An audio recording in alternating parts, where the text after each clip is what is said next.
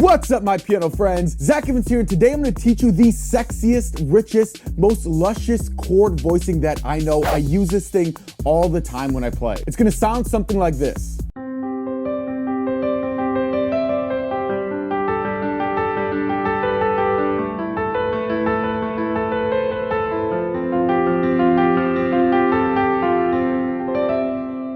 Now, if you're a beginner, that might look challenging, but as you see in the video, I'm actually repeating the same 4-note pattern over and over. I've taught this to literal complete beginners, and they always get it by the end of the lesson. And then their friends and family are like, what? You sound this good already on piano? But enough chit chat. I'm sure you're excited to learn the pattern, so let's get started.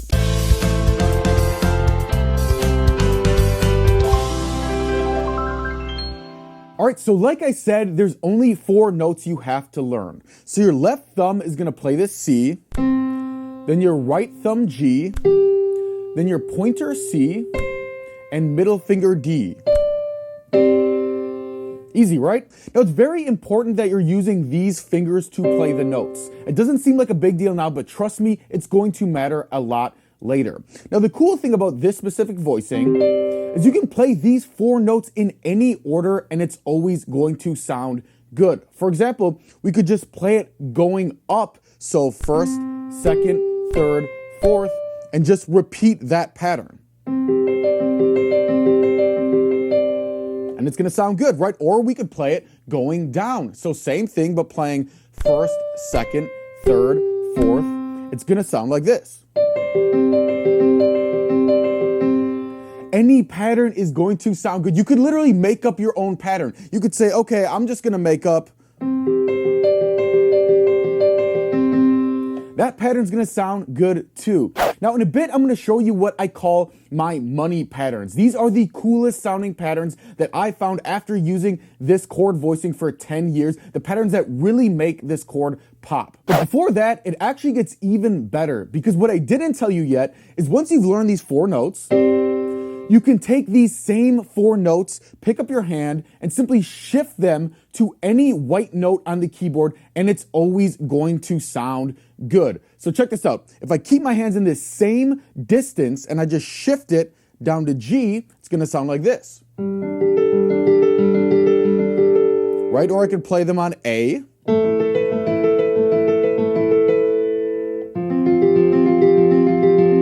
I could play them way up here, you know? Way down here.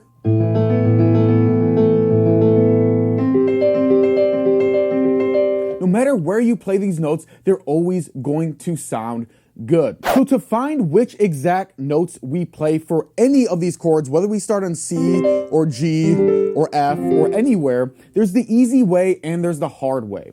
The hard way is to first learn all of music theory and then find the root, the fifth, the root, and the ninth of the chord and play it that way.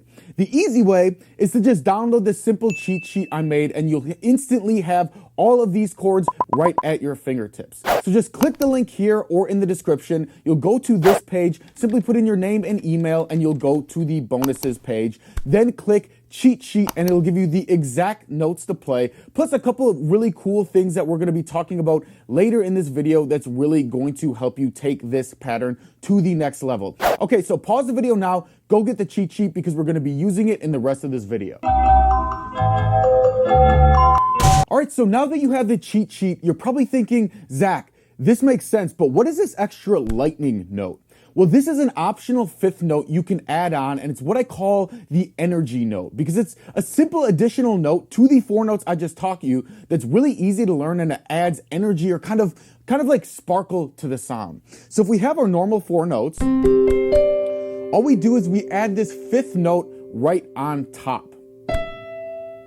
And as you'll see, this is gonna add some sparkle, some energy, some kind of oomph to the sound. So check this out. If I'm playing the 4 notes in a pattern, and then I add this sparkle note, it kind of adds this sparkle, this energy to the sound. And guess what? We can do this for any chord on the cheat sheet. You can always add the sparkle note. So for example, we can find G on our cheat sheet. So here's our notes. And we can add that sparkle note on top, and it's gonna sound like this. Or we could do the same thing, you know, find A on our cheat sheet, which is these notes. Same thing, add the sparkle note on top. It just adds a little bit of oomph, a little bit of energy to the sound. All right, so now before we go on to everybody's favorite part, creating your own entire song, your own entire composition from scratch using this pattern, let's recap what you learned real quick. All right, so we have 4 notes, plus an optional sparkle note on top. You can play these notes in any order and it'll sound good. And you can shift this pattern on the keyboard to any white note, and using the notes in the cheat sheet, it's always gonna sound great. So before we even go on, you know, if you're a beginner, you already have something that sounds awesome that you can play, you know, for your church or at a restaurant or just for your friends and family if you want to see their jaws hit the floor like, what? You learn how to play like this already? You already got it. You could literally stop here and be like, Zach, I'm good, peace. But guess what? If you add a couple other simple things to this, number 1, composition elements, and number 2, money patterns, you can really take this pattern to the next level and really make it pop. But before we go into that, I'm gonna ask you guys a quick favor. If you feel like you're getting a lot of value out of this video, if you could hit that like button, I would really appreciate it. People don't realize it actually takes me 2 to 3 weeks per video to plan, organize, record, edit, and you know, make all the cheat sheets and extra stuff that you guys need to learn. So if you could leave a quick like, I want to say thank you so much. I would really appreciate it. All right, but enough about me. Let's go on to composition elements. All right, so there are 2 main styles of compositions or 2 main styles of songs you can create with this pattern. Type 1 is beautiful compositions and type 2 are dark sounding compositions. And if we go to our cheat sheet, you'll notice the different chords are labeled either beautiful, dark, or flex. So for example, C, G, and F are all labeled beautiful chords and they have a very beautiful sound to them. So here's C, G, and F.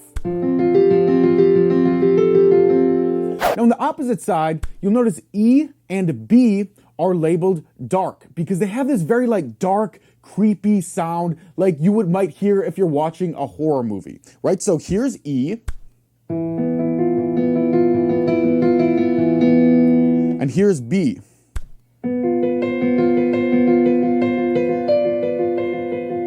So, you know, it sounds kind of like if you hear that movie Psycho, right? When she's about to get stabbed in the shower and it's very like dark. It kind of has that type of sound to it. And then we have the chords D and A, which are flex chords, because these are kind of in between, you know, which makes them flexible and they work well with beautiful chords and they work well with dark chords. Now, when you're creating your composition, typically we don't want to mix beautiful chords and dark chords in the same song. I mean, you know, you can, it's your song, you can do whatever you want, but it just typically doesn't sound as good. So when you create songs, you either want to mix beautiful and flex chords or dark and flex chords together. So if you sit down at the piano and you're like, okay, Zach, I want to create a beautiful sounding composition, you would stick to beautiful chords and flex chords, but don't use any of the dark chords. So it might sound something like this. So C, which is beautiful, and then you might go to G, beautiful, and then flex, A minor, and then F, which is beautiful,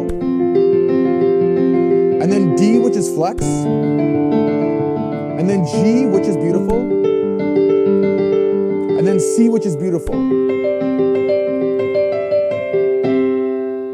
And you end up with a very beautiful composition. Now, on the other hand, if you want to make a dark song, you want to use the dark chords and the flex chords, but probably not any of the beautiful chords. So it might sound something like this. So you might start on E, which is a dark chord, and then D, flex, and then dark, flex, dark, dark.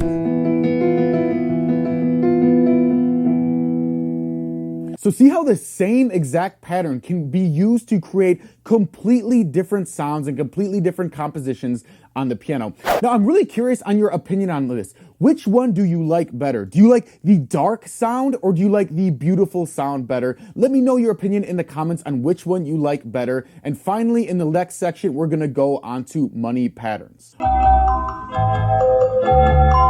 All right, next up, let's talk about money patterns. So after using this chord voicing for the last 10 plus years, I've kind of figured out the best patterns to use that really make this chord voicing pop. You know, stuff like this.